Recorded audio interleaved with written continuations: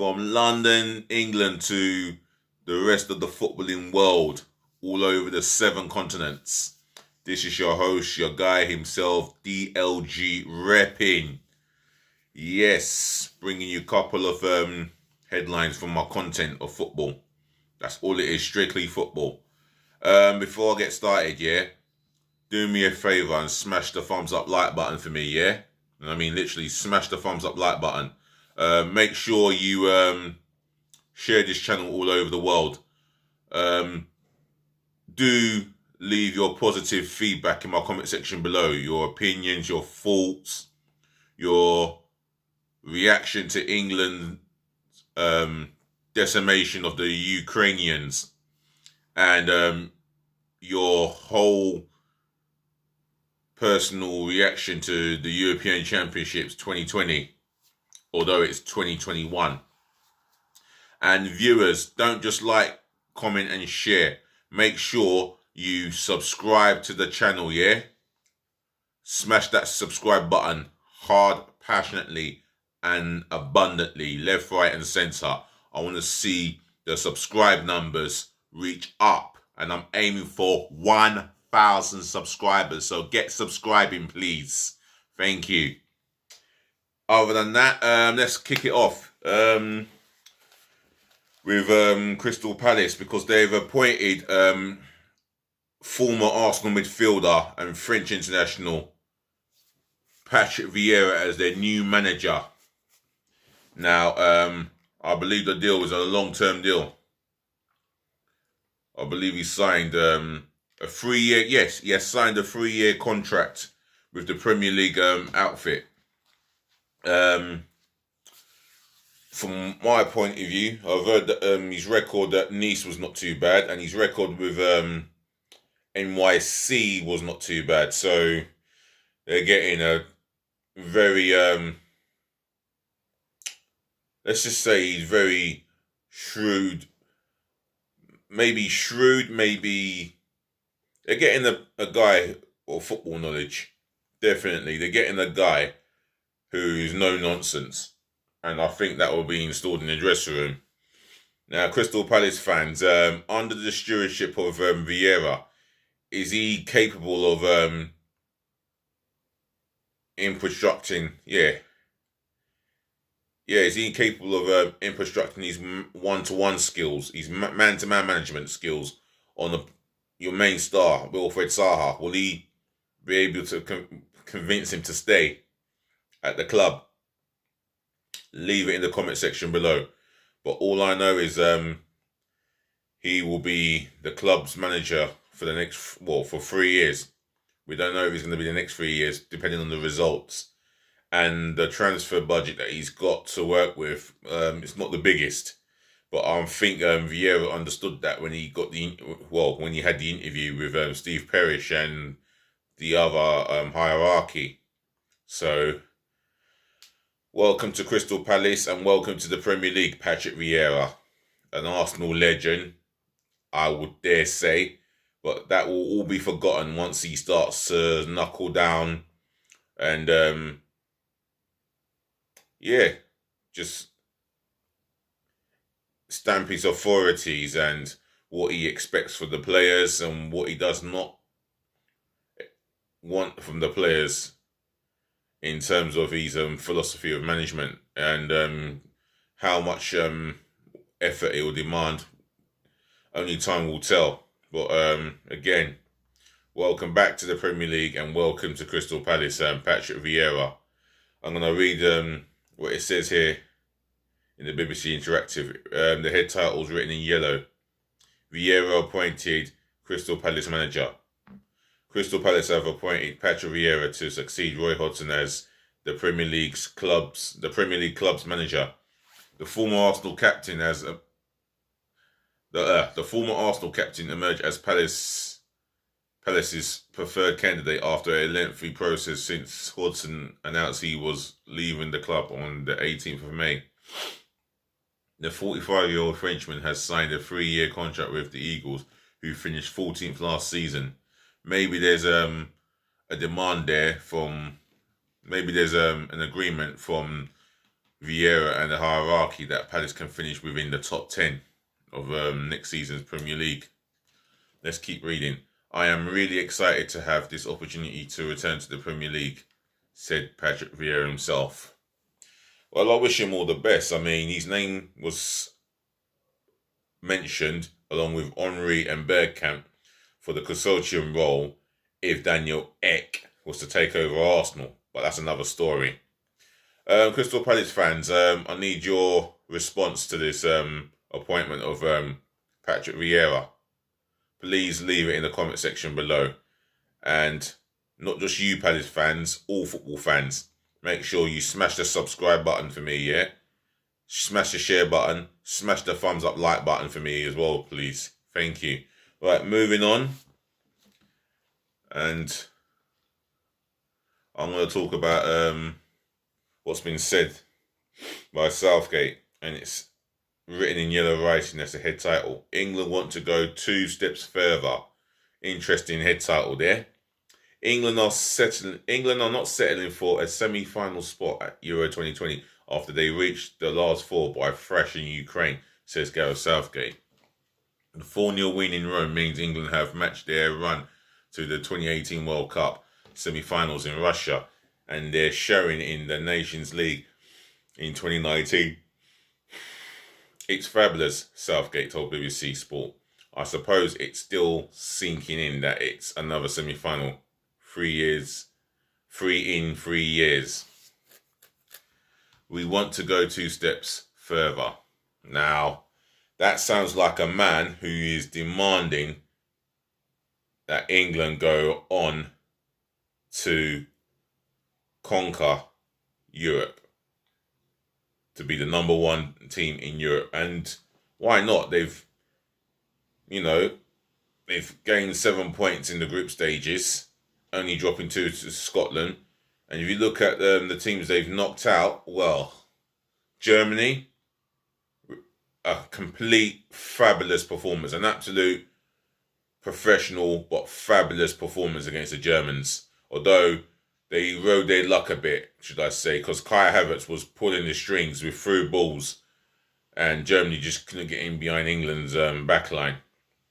However, they've gotten and spanked the Ukrainians and bullied them on set pieces.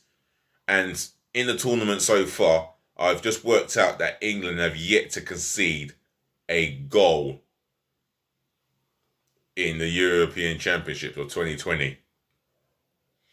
But defensively, they weren't the best against Scotland. Scotland carved up enough opportunities to grab and snatch those 3 points.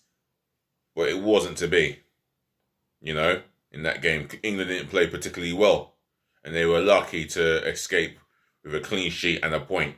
Let's be truthful about that. But nevertheless, the factual truth is England have yet to concede a goal. Having scored, 8 goals and no goals conceded. Harry Kane's now on the score sheet and they have a tougher game against the opponents who are better than Ukraine, Denmark. And Denmark are a team who play some wonderful football. And since Eriksen cannot be present due to the cardiac arrest that he suffered, I'm sure the Danish players from keeper to attack, they will be giving their all. And they will be giving their all come Wednesday evening. I mean, England would be foolish as a nation. As a whole nation, England would be foolish to underestimate Denmark, because if they go into that fixture thinking, we're going to be back at Wembley next Sunday, they're going out. Fact. Any England fan who wants to argue that no.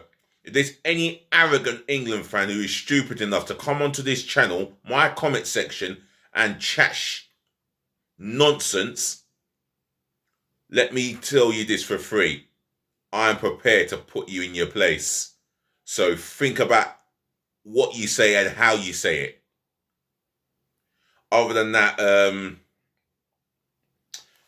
I think England. I don't think England are favourites. I know England are favourites, but the Danish, they're going to be underdogs, and they're going to be very happy to be underdogs because I'll tell you something. Yeah, they have players who are known in the Premier League, but they're leaders. Like Kasper Schmeichel is a leader. Christensen, Vestergaard, who currently ply their trade at Leicester City. No, sorry, Chelsea and Southampton respectively. They're leaders in their own rights. Then you got Højbjerg in the midfield. You know, he's one of the leaders at Tottenham. And Dolberg is a goal scorer. He doesn't need too many chances. He's in contention to win the European Championship 2020 Golden Boot. So they are an organised team. They are they're a very good team. Well drilled. And I think they will play a defensive line where they may have to go deep. The first 20 minutes, they may be the team that will sit deep and try hit England on the counter-attack. I don't know. Because they're not going to have as many... Well, they might have more possession than England. It wouldn't surprise me if any nation football team have more possession than England, but I would expect England to dominate the ball. But we shall see. So Southgate says he wants to go 2 steps further now. You know what that means, don't you? England fans, get excited. Well, I'm not getting excited until the job's done. And then you got the small matter of Italy. I feel Italy will nick it against Spain, get to the final and find a way of winning. And Italy will find a way of winning. And they've done it in this tournament. They've only conceded 2 goals less than England. Okay. Or 2 goals more than England, should I say. Okay. But my word, they have been... they've been absolutely fantastic. Absolutely, tremendously fantastic. They have gone about their business quietly. And Chiellini and Bonucci are key in their defence. Spinazzola, if I pronounce his name, I've probably butchered his name. He's a key man in their defence, and he's not going to be with them throughout this tournament. So that's a big miss for them. But I'm sure they get someone else to come in and do an equal job. And when you talk about team is exactly what Italy have been since the first ball was kicked of this tournament. And I was delighted to be at the pub in Woolwich. And that's the Isle of Chatham. Massive shout out for the Isle of Chatham for serving my drinks as well as allowing me to drop a YouTube video. Massive shout out to you. But yeah, I was at that pub watching how strong and how ruthless Italy were against Turkey. Other than that, I'm going to leave it as that and say, before I say goodnight, I'm going to say, ladies and gentlemen, to the boys, to the girls, thank you so much for listening. Thank you so much for tuning in. Thank you so much for watching. And saving the best to last, without fail, every video that I drop, I say this. Thank you all for always putting up with me. I really appreciate that. All I want you to do now is keep smashing the thumbs up like button. Leave your opinions, your thoughts, etc. in my comment section below. Share this channel all over the world virally. And I do mean virally. And that's to your friends and your relatives. And tell them to spread the video, share the video to their friends and relatives, should I say. Other than that, make sure you keep subscribing. Smash that subscribe button for me, yeah? Get me to 1,000 subscribers. That's what I'm asking for now. Then after 1,000 subscribers, I'm going to demand a hell of a lot more subscribers. So help me to get to 1,000 subscribers. Otherwise, peace again, love again, and bless again. If it's the end of the day for you in London, England, or wherever you are in Europe or around the world, it's good night from me to all my football fans and viewers. And good night to the footballing world. So look after yourselves, look after your friends, look after your families. And the main thing is stay safe. And hopefully we'll be out of this COVID-19 situation. I know it's hard, but just follow the government guidelines, for crying out loud. Other than that, I'm going to get ready to go to bed, so I've got to be up early in the morning myself. Other than that, otherwise it's, yeah, be nice.